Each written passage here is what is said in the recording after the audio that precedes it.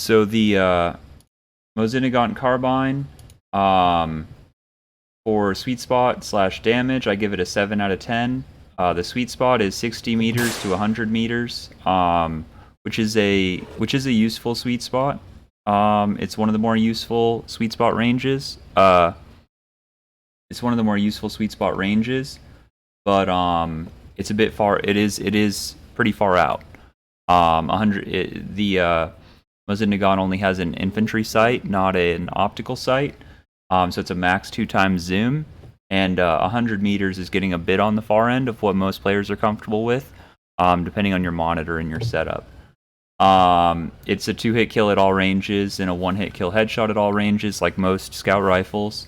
And like most scout rifles, it does 100 base damage in its sweet spot, and it does 80 base damage outside the sweet spot. And then that's filtered through this conventional scout. It's the normal scout bullet multiplier. Thanks for playing Bang for the bits there. Appreciate you, Charles. That's funny.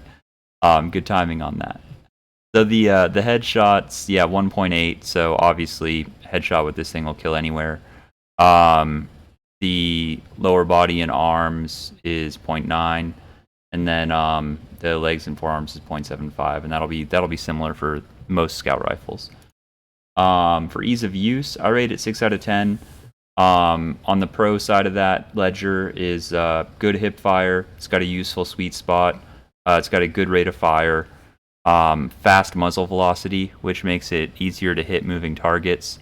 It's also got good accuracy and low spread while you're moving, which is something that all the carbine rifles share.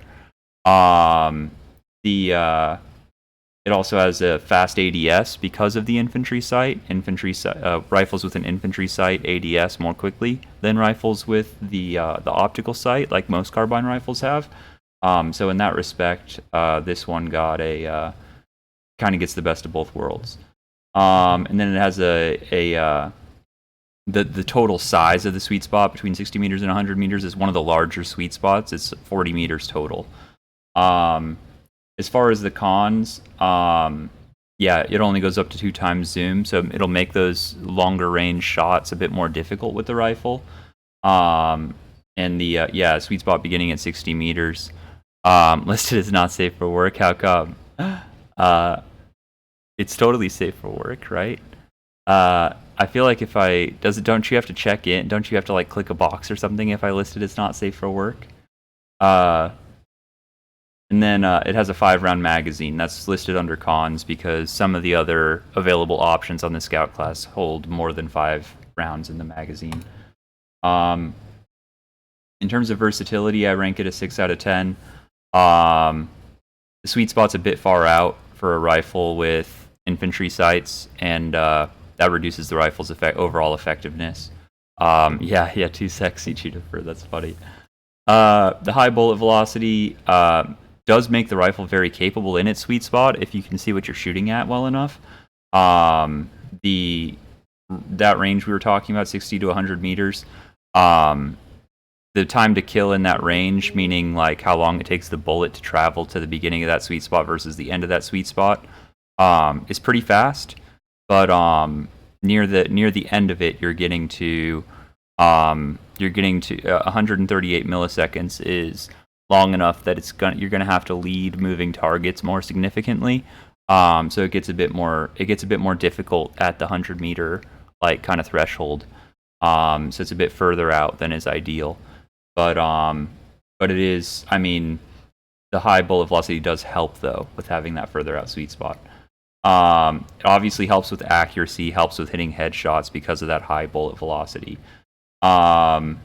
It's a good choice in large game modes and on maps that favor long-range engagements.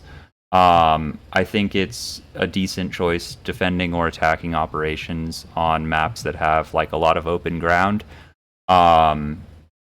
But I don't think it's overall a very good choice for 12v12 game modes, especially on close-in maps. But even on maps like Sinai or San Quentin on like TDM, those maps are more medium to long-range maps. But I still think that you'd probably be better off with other rifles Moving on. If it'll load. So total score there is 19 out of 30. So here's a quick point I wanted to make regarding like just important rifle knowledge in general. And I've put up the two rifles we're going over today, which are both carbine rifles. And I've also put up the Mosin-Nagant infantry. So what you'll see here is you'll see obviously the sweet spot's the same for both Mosin-Nagant variants. But over here you're going to see a stat line which the carbines share in common that the infantry... Good to see you, Pure Viper. So this infantry rifle, this is your bullet spread. And it's... this is... so, okay. Let me see if I can remember what all these graphics mean. So when you're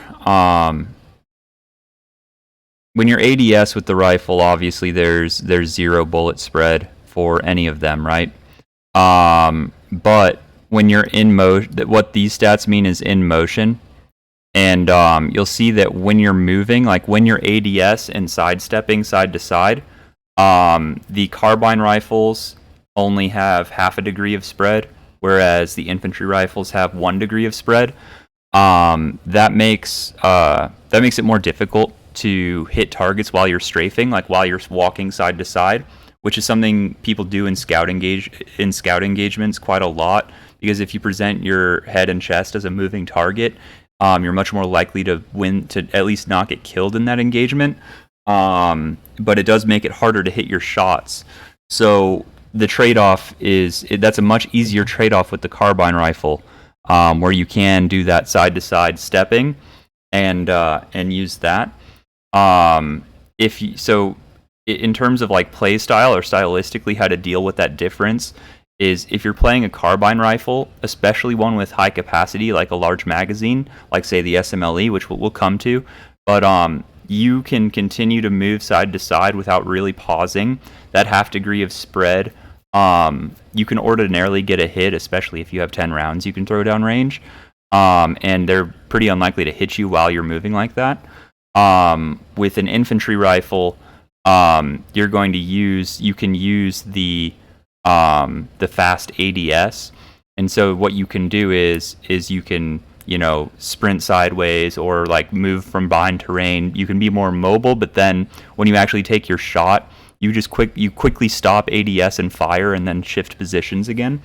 So it's kind of like with the way I use the carbine, at least, and especially the SMLE carbine, I would describe it more. Normally, I'm targeting or trying to get to like a rhythm type of shooting, where I'm sort of strafing side to side unpredictably and just putting shots downrange as fast as I can. And that half degree of spread, you'll still normally hit the shot eventually, out to pretty reasonable ranges, like out to close to 100 meters. But with an infantry rifle, yeah, you've got to stand still for at least an instant to get the shot off. So let's see here. Putting these up on putting the Mosin-Nagant up on the tier list. All that being said, I think it's good it's good in a lot of operations, especially the longer maps.